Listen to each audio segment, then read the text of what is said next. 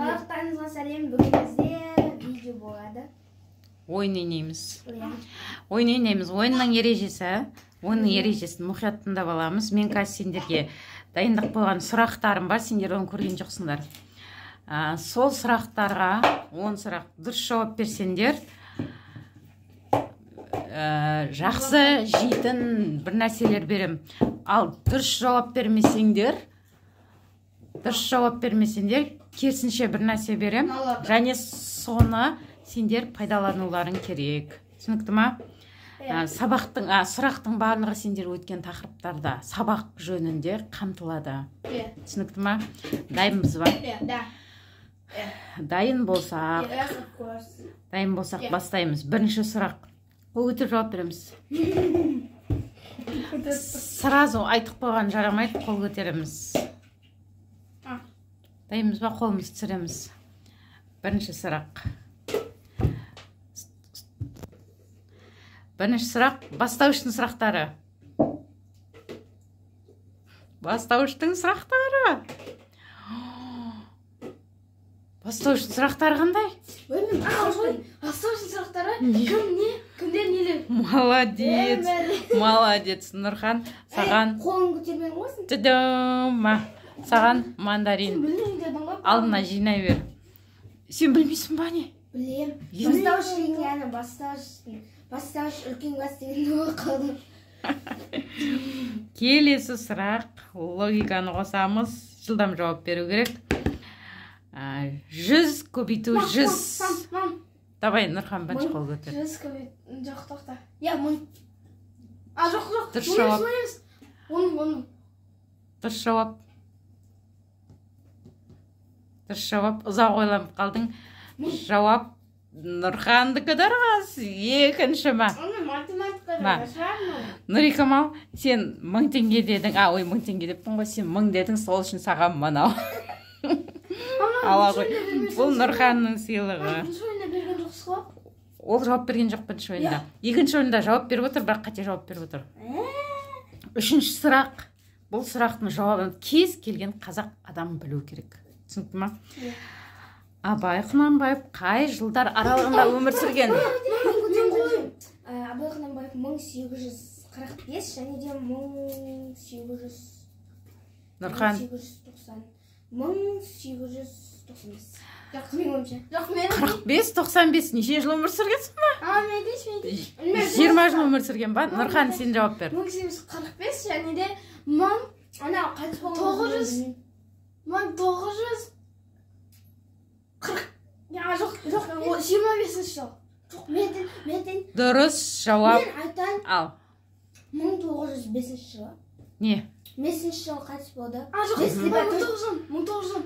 5 либо 4. 1900. Маған толық әлі жауап алған жоғым. Туылған жылы және қайтыс болған жылы. Абай Құнанбаев 1845 жылы туылып, 1904 жылы қайтыс болды.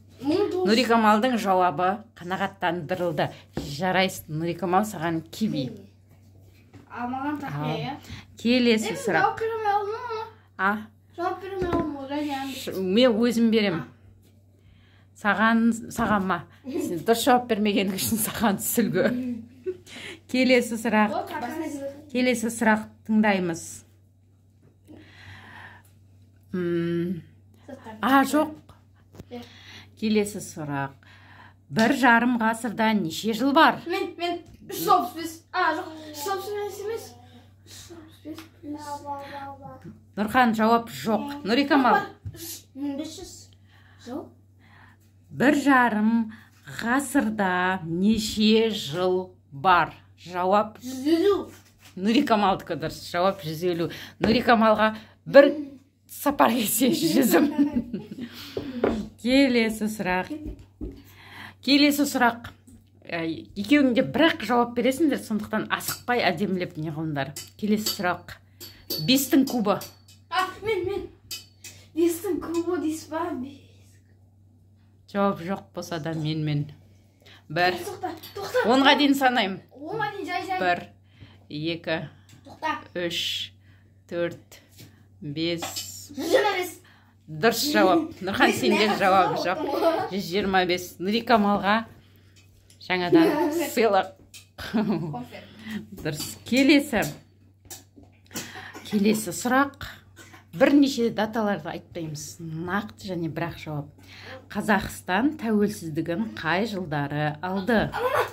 Нұрхан. 1891 жылы желтоқсанның 21 күні.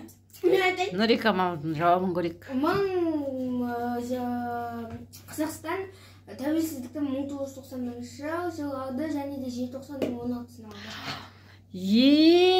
Нұрикамал, молодец. Нұрханның сыйлығы мынау. Басыңа тағы бала ғой. Ал Нұрикамалдың сыйлығы дұрыс жауап үшін банан. Сыйлықтарың құтты болсын. Жинай беріңдер осындай сыйлықты.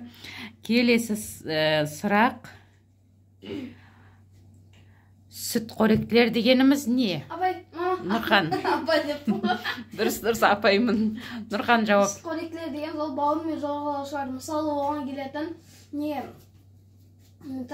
Қандалар еді. Қолымда түсір бетіңді көрсету. Жылан, сосын тағы қосмекенділер жатады оған. Мен де? Апайым айтайын. Жылан, сүтқоректі. Жауап қабылданбайды. Нұрикамал. Мекенділер дегеніміз, яғни бір жануар бар. Айттым ғана қосмекенділерді. Дұрыс. Нұрхан, мен жаңа қателесіп кеттім. Қосмекенділерге, жылан. Сосын не дейсің? Қолтырауын, жылан. Солар жатады. Молодец. Дұрыс жауап. Нұрханға. Келесі сұрақ. 50 теңгенің 5-еуін қосса неше теңге болады? 200. Дұрыс жауап. Нұрханға Орео печенье. Келесі сұрақ. Нұрикамал, саған не болды? Келесі сұрақ, мен барлық сабақты қамтылып жатқандықтан орыс тілінде ағылшыннан да сұрақ қостым. Келесі сұрақтың қазақшасын айтып береміз, бір орысша сөз айтам. Бере бер ал. Тыңдаймыз. Айтамыз. Келесі сұрақ. Белый камень. Белый камень не? Ақтас. Ақтас. Жарайсың, Нұрхан. Саған 50 теңге. Нұрикамал, саған келесі сөз. Шешіп қойғасың. Келесі сұрақ. Ағылшынша. Small. Мама, small кішкентай. Мама, қол көтеріп айтты. Екеуіңе де дұрыс жауап. Екеуіңе де.